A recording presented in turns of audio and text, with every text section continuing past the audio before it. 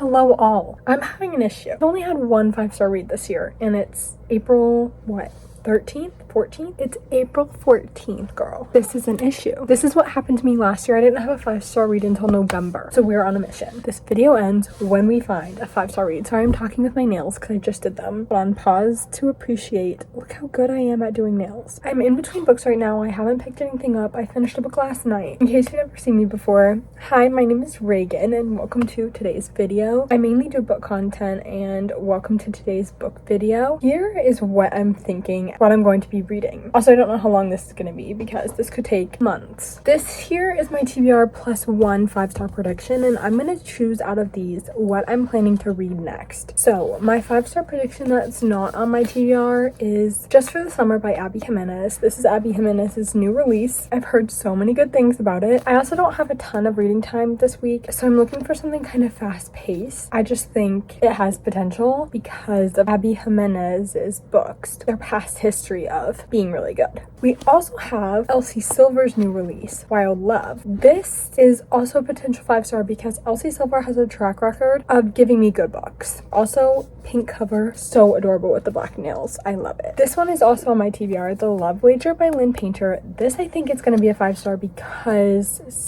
somebody on booktube, I can't recall who, loves this book. I think a lot of people love this book, but I've heard really good things that this is her best adult romance. This one is super short, like just 300 pages. Could be a potential 5. The next book on my TBR is The 7-Year Slip by Ashley Poston. Everyone loves this book. Everyone eats this book up. People go feral over this book. I want to know why. My issue is everyone says this is sad, and I don't know if I can take sad. So this is an option. I just feel like everyone rates this one 5 stars, and I want to jump on the bandwagon, but I'm scared. Last book on my TBR that we have a potential to read is Air of Fire by Sarah J Maas. I have to read this month. This was not a 5-star when I read it the first time, and it could be a 5-star because it's Sarah J Maas. What I'm thinking as of right now is low-key I want to go into The 7-Year Slip because I'm the most scared of this book, so I feel like it might have the most payoff. So I think that's my plan as of right now. I'll keep you updated on what I think it's going to be. So welcome to the video and let's get started.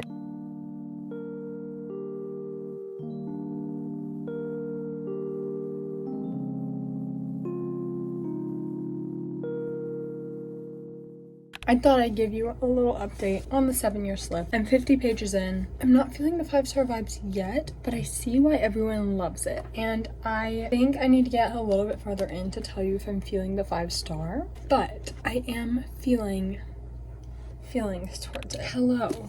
I finished The 7-Year Slip last night, which is crazy. First book done of the video. I hate to tell you this, but the video is continuing. I rated this so close to a 5-star. I rated this a 4.5. There were so many things that I loved about this book that I was like, if I was reading this while I wasn't in a slump, it could have been a 5-star. The writing was beautiful. The way she described things and feelings, it was gorgeous. I loved Ashley Poston's writing, and this is one of the first books that I've actually noticed really a writing style. I would read her words and be like, wow, that's beautiful. Other than Stephanie Garber, this is the first romance book where I was really like, wow, writing style matters kind of thing. This took me a few days to read because of how busy I was this week. So I think if I had devoured this in less time, it might have been a higher rating. I also just didn't get that 5-star feeling, but it is one of the highest rated books I've read this year. So we're on the right track. I loved it. If you are thinking of picking this up, do it. Also, let me say, I'm a second chance romance hater. I'm a second chance romance hater, a friends to lovers romance hater. I don't like those because they tend to be dual timeline. This is a second chance romance, and it also had some kind of a dual timeline element to it, and I loved it. There was no part of this book where I was like, wow, I wish we were in the other time. It was just a beautiful love story. I just think it was done so well. Objectively a perfect book. It just didn't give me the 5-star feels. So we were still on the hunt. With that being said, let's pick our next read. So I'm going on a trip. I'm driving today. I have 2 audiobook options, and it's these 2. They're both mystery kind of themed. Good Girl Bad Blood by Holly Jackson. I read the first one on audio a few months ago, and I want to get that series done quickly because I know I'm not gonna like love it, which is kind of contradictory to this video. I have all 3 books, so I want to get through them pretty quickly. I know this is probably not going to be a 5 stars, but the audiobook loan is due in 10 days, so we have to get through it. Another option is The Perfect Couple by Ellen Hilderbrand. This is another book that I have on audio. It's due in about 10 days as well. I've never read an Ellen Hilderbrand, so this could be really good, but I don't know. I've heard a lot of things like this is a beach read, something to read in the summer. I'm not sure if I want to pick this up now or if I want to save it for summer and let the audiobook loan expire. So I think what I'm deciding is I'm gonna take this book on audio, but then I also want to take a physical book or a book that I have on my Kindle. A physical book option I have is Wild Love by Elsie Silver. This is a pretty good 5-star option. Elsie Silver has put out some of my fave romances. I think I'm gonna take this one, but I think I'm also going to take my Kindle, so I have the option to read on my Kindle if I want. I'm not going to be there for that long, so I'm definitely overpacking. So I'll get back to you with thoughts on those.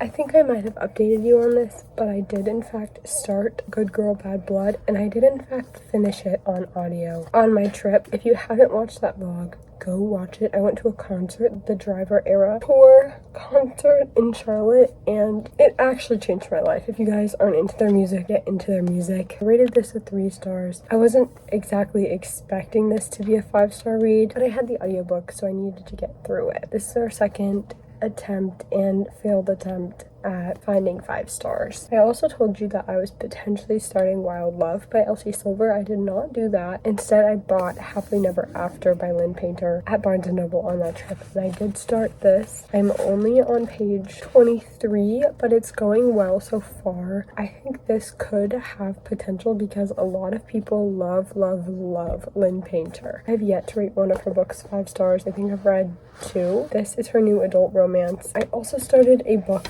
on my Kindle last night. It is Midnight Blue, I think, by LJ Shin. I wanted to read like a rock star Kindle Unlimited romance, so I started that. That's probably most definitely not gonna be 5 stars, but it's really fun and I'm having a good time already, and I'm only like 2 chapters in. So if I like it, I might buy the physical copy, but right now I'm just reading it on my Kindle. Last thing of this update, I got a package in the mail of books that I purchased from Target, and I thought I'd unbox them on camera for you because why not? OM gorge. We have 3 books that were in there, and all of them are very conflicting vibes, if I'm being honest. The first book is the first book in the Dark Verse series, The Predator by Runix. I've heard so many good things about the series and I wanted to start it. It's like a mafia dark romance and I just wanted to do it. So excited for this one. The next one, we have another dark romance. This is a Why Choose, I think, but this is The Losers, Part 1 by Harley Laroe. Basically, this is just a very spicy book. I heard Larry raving about it, so I thought I'd buy it. Here's the conflicting vibe. I bought The Bodyguard by Catherine Center. This is a zero spice adult romance. But yeah, I've heard so many good things about Catherine Center's books. I just thought I would pick it up. I haven't read any of her stuff yet, so I will keep you updated on what I start reading and what's kind of going down. We are still on the quest to finding a 5-star. Bear with me, but we'll get there. Hello, it has been a good while since I last updated you. I DNF'd Midnight Blue. Not for me. I started reading it. I got about like 40% of the way in. And I was like, I know that this is gonna be a 1 or a 2-star, so I just did not finish reading it. I also didn't mark it on Goodreads because I don't feel like, I don't really mark DNFs. That was my first book that I really like hard DNF'd. I did end up finishing Happily Never After this morning by Lynn Painter, and I ended up rating this a 3-star. It was cute, it was good. I think I was in a little bit of a slump, but I think even if I wasn't in a slump, it would have been the same rating. The characters got on my nerves slightly, but I also felt like they were very flat, especially the main male character. I feel like he was not very character-y. Like, he felt very flat. He just felt like a guy that was like the good guy, and she never had the good guy. The main girl character, maybe I just missed it, but like, she did not believe in love at all, and like, I don't know why. Like, her parents were happily married. I was just unsure of why she believed love was a scam. I feel like there was no past trauma that I like found. I don't know, like I just have no clue. I guess I just missed it or didn't remember it or something, but I was just a little bit lost. This book is too short to create something that's really gonna resonate with me, but it was fun, it was cute. I would recommend. This cover is adorable. I'm glad I read it, so there's that one. I have in fact started my next book of the video, which is going to be Wild Love by Elsie Silver. I'm actually currently 70 pages into it. I'm gonna binge read it a little bit more today. I literally just sat down and read 70 pages in one sitting, which normally isn't a lot for me, but since I've been in a reading slump, like that's the most I've sat down and read something in a long while. I don't have many updates yet because it's pretty early on in the book, but I'm hoping to get through this relatively quickly, and so far it's cute and I like it. I am excited to read an Elsie Silver book because I feel like I always fly through them. Here's to this one being the same.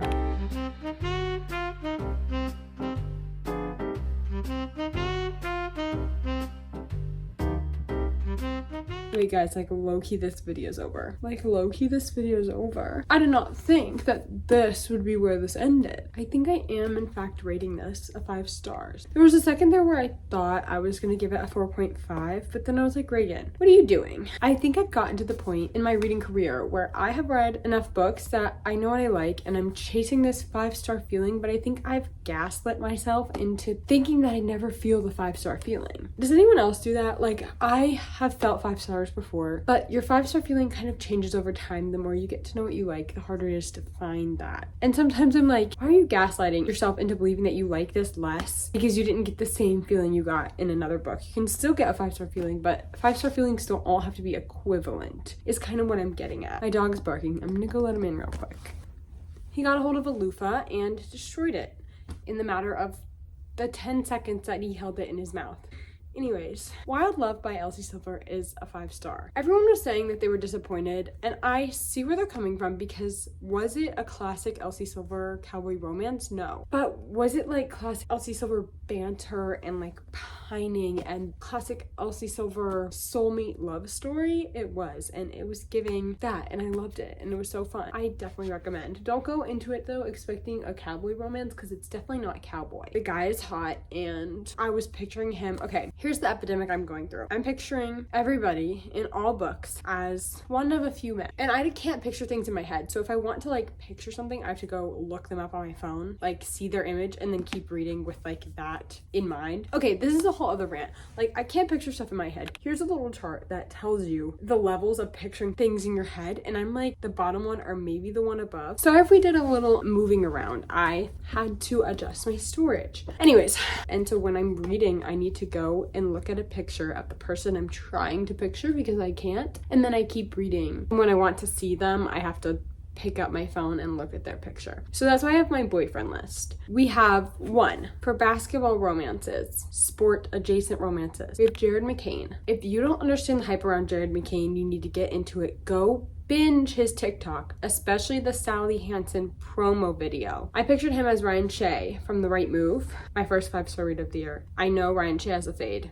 Don't ask me questions. 2, Ross Lynch. 3, Rocky Lynch. Those are just like regular boys. Peyton Wilson. We're looking at football romance, hockey romance, or somebody ginormous. If the main male character is described as ginormous, we're looking at Peyton Wilson. This one was a little bit of Peyton Wilson, but he was described to have red or auburn hair, which Peyton Wilson doesn't necessarily have that. And if you know me, you know Peyton Wilson is one of my top boyfriends. Occasionally we have Dominic Fike. Dominic Fike does appear on the boyfriend list. We also have Rune Dannon, who appears on the boyfriend list, which is like character fan art. I'm trying to think of who else. I think that's everyone. But those are the people that I try and like picture book characters as, and he was giving a little bit of Peyton Wilson because he was ginormous mountain man vibes. I loved Rosie as a character. I related to her so heavily on her family dynamic and her family issues, how she was like the not problem child. This caused her to internalize a lot of things, and I related to this, not to get deep,